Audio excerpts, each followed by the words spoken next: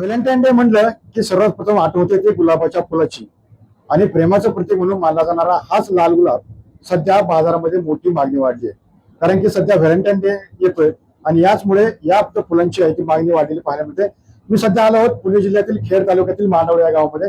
या ठिकाणी पाहतो की सध्या जी शेतकऱ्यांची लगबग आहे ती सध्या फुल काढण्याकडे झालेली पाहायला मिळते. कारण की पॉलीहाऊस मध्ये फुलवलेला हा जो गुलाब आहे त्याची सध्या काढणी सुरू आहे.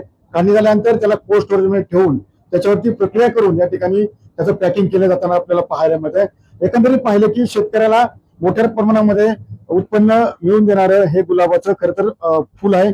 कारण की सध्या 14 फेब्रुवारी येतोय, त्या दिवशी व्हॅलेंटाईन डे आहे आणि प्रेमाचं प्रतीक म्हणून हे गुलाब असल्यामुळे त्याची मागणी सुद्धा वाढलेली पाहायला मिळते. त्यामुळे शेतकऱ्यांना याचा फायदा सुद्धा होताना पाहायला मिळते. एकंदरीत आपल्यासोबत काही शेतकरी आहे. मला सांगा की कशा प्रकारे सध्या व्हॅलेंटाईन डे येतोय, गुलाबाच्या फुलाला कशा प्रकारे मागणी आहे?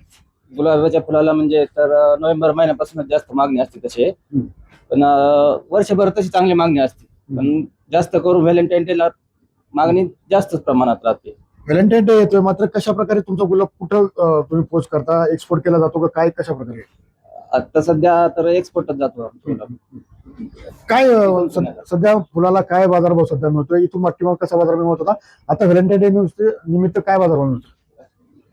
आता सध्या 25 रुपयाला एक फुल जातं. त्याच्या आधी जात होतं 15, 16, 17 रुपयाला.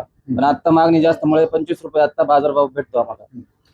एकंदरीत सध्या हवामानाचा परिणाम फुलांवरती काय होतोय? कारण तुम्ही पॉलीहाऊस मध्ये हे पिकवताय, हवामानाचा काय परिणाम होतो? हवामान बदली झालं का जास्त खर्च वाढतो आमचा. औषधं जास्त मारायला लागतात आणि त्यामुळे खर्च थोडा वाढतो जास्त.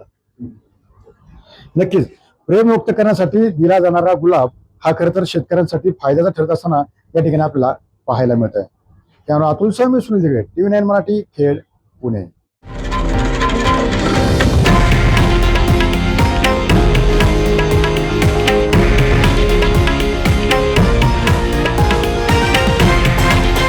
हे आहे देशातील नंबर 1 न्यूज नेटवर्क आणि आपण पाहत आहात TV9 मराठी, एकमेव.